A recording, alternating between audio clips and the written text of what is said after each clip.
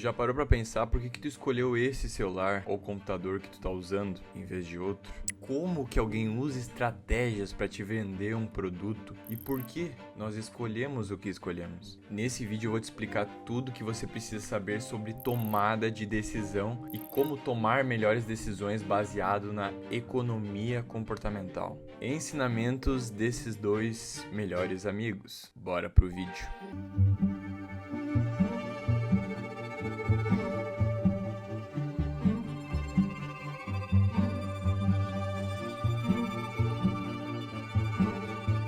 Tel Aviv, Israel, nascia um cara chamado Daniel Kahneman. Na sua infância, Kahneman tinha um amigo que sempre falava para ele: os nossos colegas acham que você quer um certo distanciamento. Kahneman não estava interessado em grupinhos, ele era um cara muito seletivo no seu próprio ambiente. Na sua fase adulta, Kahneman decidiu que iria estudar psicologia. Foi aí que ele voltou para Israel e obteve um bacharelado em psicologia na Universidade Hebraica de Jerusalém.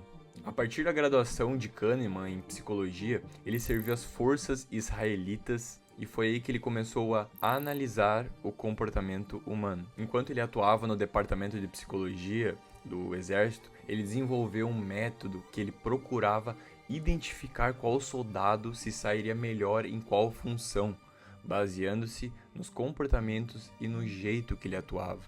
Ali já estavam as bases dos seus futuros estudos. Ele procurava descobrir os enganos nos quais os avaliadores do exército poderiam cair, porque na maioria das vezes os avaliadores não conseguiam escolher uma função correta para tal soldado. Nesse caminho, trabalhando no exército, ele conheceu um cara chamado Tversky. Tversky era um líder no campo de batalha. No campo de batalha ele era tão foda que ele chegou a ser engrandecido por salvar um colega instantes antes de uma bomba ser detonada. Enquanto ambos atuavam no exército, eles também trabalhavam na Universidade Hebraica de Jerusalém como professores. Foi lá na primavera de 1969 que Kahneman e Tversky iniciaram a parceria que mudaria as suas vidas. Os dois eram colegas de universidade, então Kahneman convidou Tversky para apresentar uma pesquisa em sua aula.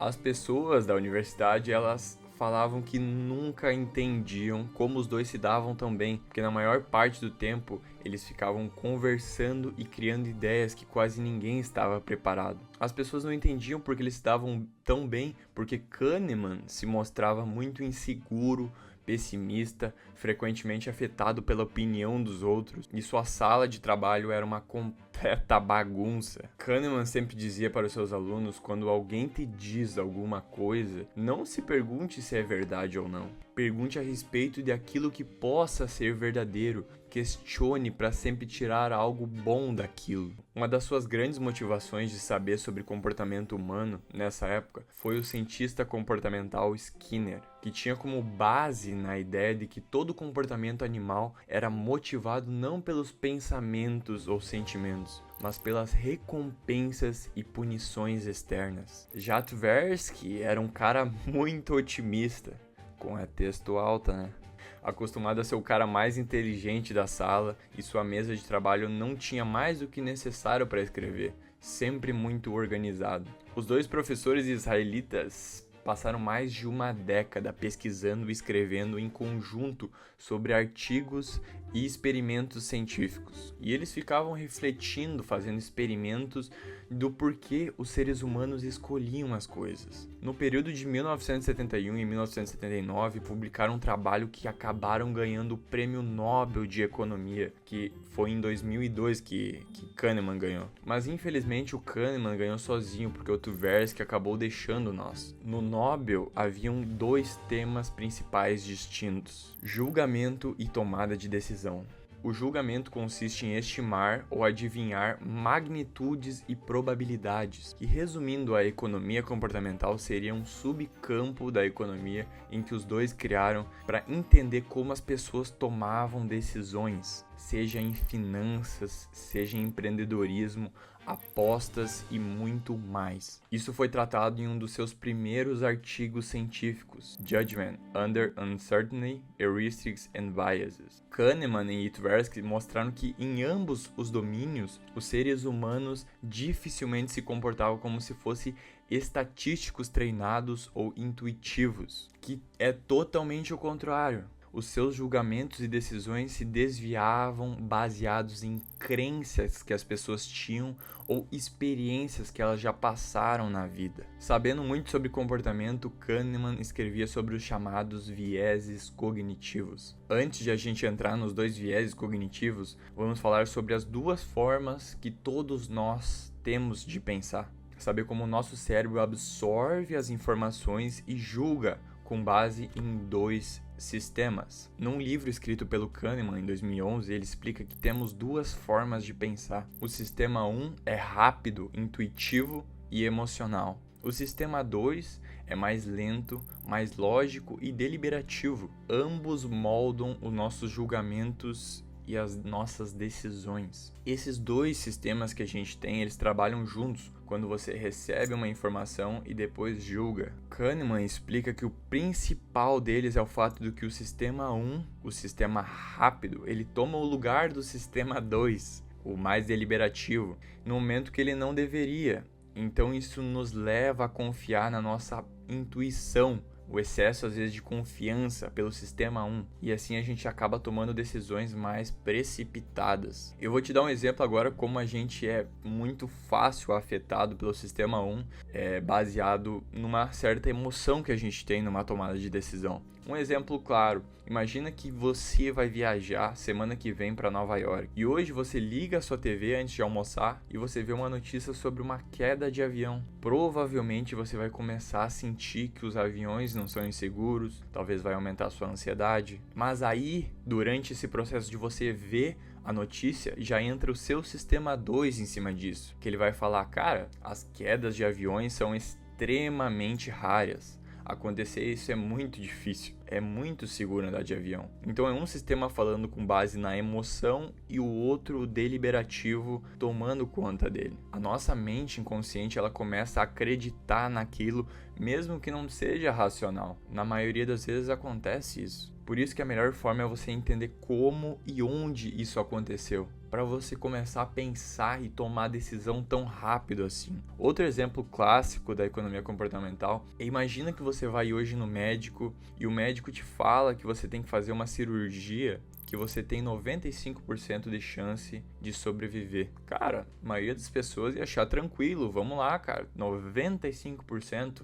Vamos pra cima. Agora, se o médico chegasse pra você e falasse que você tem 5% de chance de morrer, tu provavelmente já ia olhar diferente pra isso. E por que isso acontece? Porque a gente recebe a primeira informação e a gente já julga baseado na nossa emoção. Você ia usar no seu cérebro o sistema 1 e você ia ficar provavelmente com medo disso, e na verdade os 95% de sobreviver ou 5% de você morrer são exatamente a mesma coisa. Kahneman deixa explícito no livro Rápido e Devagar que você tem que encorajar sua mente a olhar além das influências e padrões. Isso é, observe os fatos disponíveis e ignore os sentimentos, impressões e palpites. Nossa percepção versus nossas experiências. Todos nós somos compostos pela experiência pela qual passamos e as memórias que criamos dessa experiência. Essa dualidade entre experiências e memórias causa as chamadas ilusões cognitivas, que na economia comportamental seriam os vieses cognitivos e heurísticas.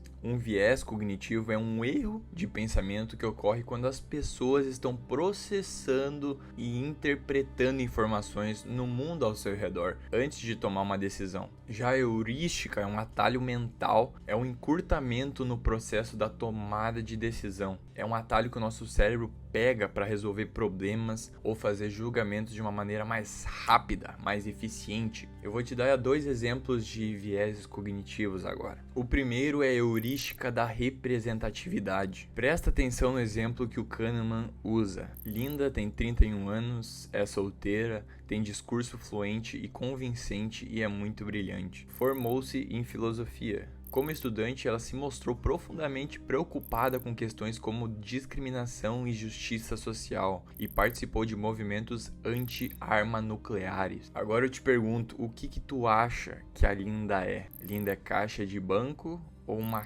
caixa de banco ativa no movimento feminista? Provavelmente de primeiro tu usou a heurística da representatividade. Essa é muito uma questão dos estereótipos com base no que você já viu de pessoas que se vestem assim, ou que trabalham, ou que usam tal roupa. Você decidiu pela uma experiência que você teve que a Linda é do movimento feminista. Então, provavelmente, teu julgamento seria que ela fosse, sim, do movimento feminista. Outro exemplo é o viés da informação. O viés da informação é a nossa tendência em buscar por informações mais do que o necessário, na busca por soluções. Resumindo, seria uma pessoa indecisa. Ela vive e analisa todas as possibilidades, não sai do lugar e nunca acha o que realmente sabe suficiente. Exemplo, você já fez milhares de cursos de marketing, mas ainda não se sente seguro em oferecer seus serviços, as experiências que você tem ou que você realmente sabe criar e oferecer para o mundo. Porque você tem a impressão que está faltando ainda alguma coisa. Por isso que eu sempre falo e deixo explícito isso nos meus conteúdos. Você deve ter mais ação com base no que você aprende, sendo bom ou não no começo. Eu poderia citar centenas de vieses cognitivos, tem esse quadro aqui que eu amo, eu estudei a maioria deles e sempre aprendo algo novo. Eu estudava mais a fundo deles quando eu estava morando nos Estados Unidos e hoje eu trago particular no módulo de mentes decisivas dentro do Máquina Criativa sobre os principais vieses e assuntos da economia comportamental, como da psicologia comportamental, para a gente começar a usar isso e aplicar no nosso dia a dia. O que eu quero deixar claro nesse vídeo é que quando você tem ciência das suas experiências ao passar por elas, você começa a conscientemente refletir aquilo que está fazendo. E com isso você cria um conjunto de memórias que estão em sincronia com a experiência que você teve, que são representações mais fiéis do que aconteceu. Por isso que a maioria de nós sofre esses vieses e acaba não percebendo. Há pouco tempo, além do Tversky, recentemente Daniel Kahneman também deixou nós, mas eles deixaram no mundo vários aprendizados para aplicarmos no nosso dia a dia.